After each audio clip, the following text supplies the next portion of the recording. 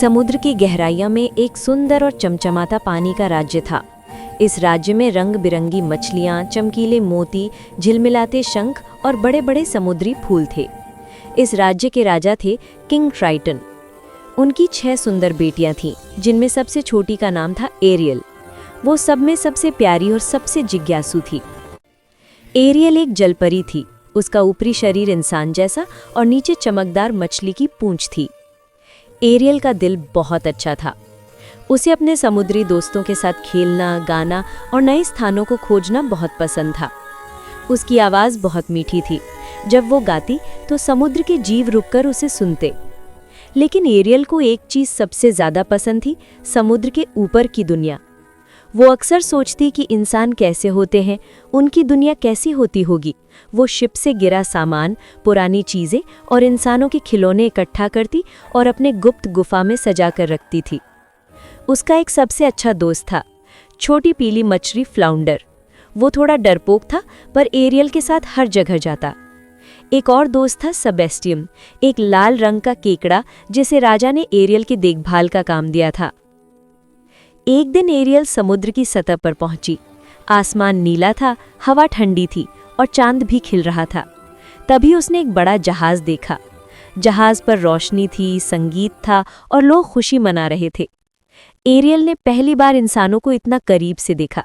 जहाज पर एक युवा और दयालु राजकुमार था, प्रिंस एरिक। वो दयालु था और सभी से प्यार से बात कर रहा था। एरियल उसकी मुस्कान देखकर मोहित हो गई। अचानक मौसम बदल गया। तेज हवा चलने लगी, आसमान में बादल छा गए और समुद्र में तूफान आने लगा। जहाज इधर उधर हिलने लगा, बिजली गिरी और जहाज पानी में डूबने लगा। लोग घबराकर भागने लगे। प्रिंस एरिक भी पानी में गिर पड़े। एरियल तुरंत उसके पीछे तैर कर गई और उसे बचा लिया। वो उसे किनारे पर एक सुरक्षित जगह ले आई। उसने उसके पास बैठकर धीरे से एक मीठा गीत गाया। राजकुमार ने आंखें खोली, पर तभी वहां कुछ लोग आ गए। एरियल को छुपना पड़ा। राजकुमार ने उसकी आवाज तो सुनी थी, पर चेहरा नहीं देखा। उस दिन के बाद से एरियल राजकुमार को भूल नहीं पाई। वो चुपचाप उसकी तस्वीर बनाती, उसके बारे में सोचती और चाहती कि वो इंसान बनकर उसके साथ रह सके, मगर वो जानती थी कि ये संभव नहीं। एक दिन वो दुखी होकर समुद्र की चुड़ैल उर्सुला के पास चली गई। उर्सुला बहुत चालाक और बुरी थी। वो बोली, मैं तुम्हें इंसान बना सकती हूँ, तुम राजकुमार के पास जा सकती हो, लेकिन बदले में मुझे तुम्हारी प्यारी आवाज़ चाहिए। एरियल डर गई। उसे अपनी आवाज़ बहुत प्यारी थी, लेकिन प्यार के लिए उसने ये त्याग करने का फैसला किया। उर्सुला ने एक जादुई पेय बनाया और एरियल को दे दिया। जैसे ही एरियल ने उसे पिया, उसकी आवाज़ निकलकर एक बुलबुले में बंद हो गई और उर्सुला के पास पहुंच गई। एरियल की पूंछ गायब हो गई और उसकी जगह इंसानी टांगें आ गईं। वो समुद्र के किनारे बेहोश पड़ी थी। जब उसने आंखें खोली, सामने प्रिंस एरिक खड़े थे। उन्होंने उसे महल में जाकर आराम दिया। अब एरियल बोल नहीं सकती थी, पर मुस्कान और इशारों से बात करती थी। राजकुमार को वो अच्छी लगने लगी। लेकिन मुश्किल ये थी कि यदि 3 दिन के अंदर राजकुमार ने उसे सच्चे प्यार की चुंबन नहीं दिया, तो एरियल हमेशा के लिए उर्सुला की दासी बन जाती। दूसरे दिन तक एरियल और एरिक एक दूसरे के और करीब आने लगे। वो साथ में घूमे, बातें लिखकर की, हंसे और एक दूसरे का साथ पसंद करने लगे। लेकिन उर्सुला ये नहीं चाहती थी। उर्सुला ने एरियल की आवाज़ का जादू लेकर खुद को एक सुंदर लड़की बना लिया।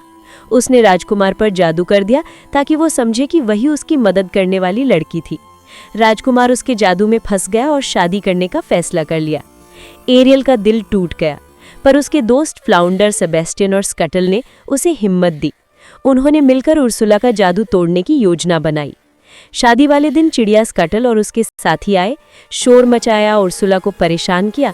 इसी बीच उसकी हार टूट गई और एरियल की आवाज़ वापस आ गई। जैसे ही राजकुमार ने एरियल की आवाज़ सुनी, जादू टूट गया। उसने समझ लिया कि वही सच्ची लड़की थी जिसने उसकी जान बचाई थी। लेकिन अब देर हो चुकी थी। सूरज डूब चुका था और एरियल फिर से समुद्री जादू के बंधन में फंस गई। उर्सुला उसे पकड़कर ले जाने लगी। तभी किंग ट्राइटन आई। उन्होंने अपनी बेटी को बचाने के लिए अपनी शक्ति का त्याग किया। एक बड़ा युद्ध हुआ। राजकुमार ने साहस दिखाया और उर्सुला को हराया। जादू टूट गया और समुद्र में शांति लौट आई। किंग ट्राइटन ने अपनी बेटी की आंखों में सच्चा प्यार देखा। उन्होंने एरियल को हमेशा के लिए इंसान बनने का आशीर्वाद दे दिया। एरियल और प्रिंस एरिक की शादी हुई, लहरें खुशी से नाचने लगी और समुद्र और इंसान दोनों दुनिया में खुशियां फैल गईं।